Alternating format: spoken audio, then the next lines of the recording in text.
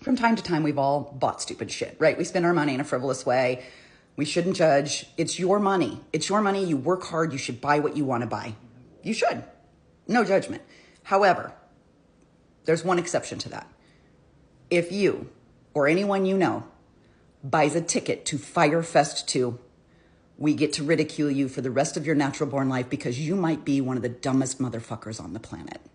This rotting bag of human corruption is Billy McFarland. And he, for those of you who don't know, after the first Fyre Fest, or after the lack of the first Fyre Fest, he was sentenced to 6 years in prison for fraud, lying to all of these festival goers and then pocketing the money.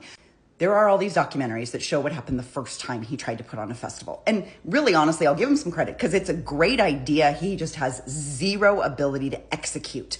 So he's a marketer. He talks and talks and sells and builds the hype and gets all these people to give their money and then can't fucking pull it off. And so he just takes the money and he runs. That's his MO, and he's going to do it again. He says Fyre Fest 2 is scheduled at the end of May in Mexico, in Playa del Carmen. Now, Playa del Carmen is the second location. The original location, which is Isla Mujeres, which is a small island off the coast, that was originally where it was supposed to be. But people there are saying that the organizers failed to get permits at that original site, so then it had to be moved. So now, according to Billy, it's been moved to Playa del Carmen. According to their municipal authorization people, right? You have to get permits and you have to do all of this like years in advance.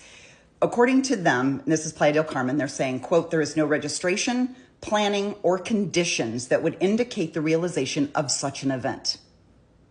Like nothing.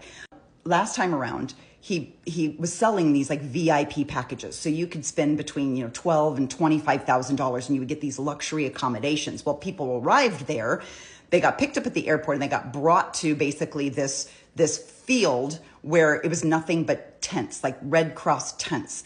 There was no running water, there was no electricity, no lights, there was nothing. There was outhouses and they got fed cold sandwiches in like takeout, like styrofoam containers. Like that was their luxury experience. So, and then by the way, there was no concerts because he failed to book any acts. Like none of the acts that he promised would show up ever showed up. He's promised 40 different entertainers, but he has not released the list. I think the list was supposed to come out last week, maybe. But he won't even give a single name. Like he won't even tell one single headliner. He's like, don't worry, it's in the works. It's in the works. I guarantee you he's not booked anybody. He also has promised, again, luxury accommodations. Quote, we have villas and yachts and hotels. Well, knowing that, I think it was ABC News went to the site and they clicked on one of the links to like book a hotel. They're like, yeah, we're interested in going. And they went to look at the accommodations. Well, none of the hotel links work. So there aren't any accommodations arranged at all the hotels that they're saying on the website.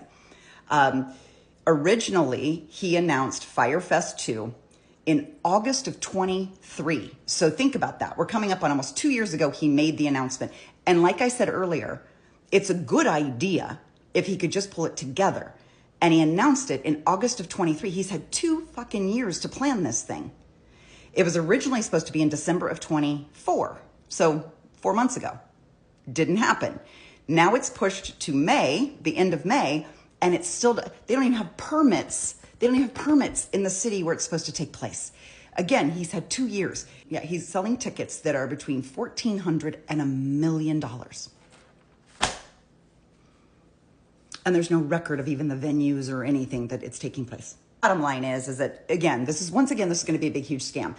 The second time around, he's got to try and stay out of jail. So at least this time he gives this disclaimer. And this should instill confidence in you like anything I've never seen before. We may cancel any event at any time at our sole discretion. No refunds will be given for event date, time, location, or lineup changes or cancellations by any artist.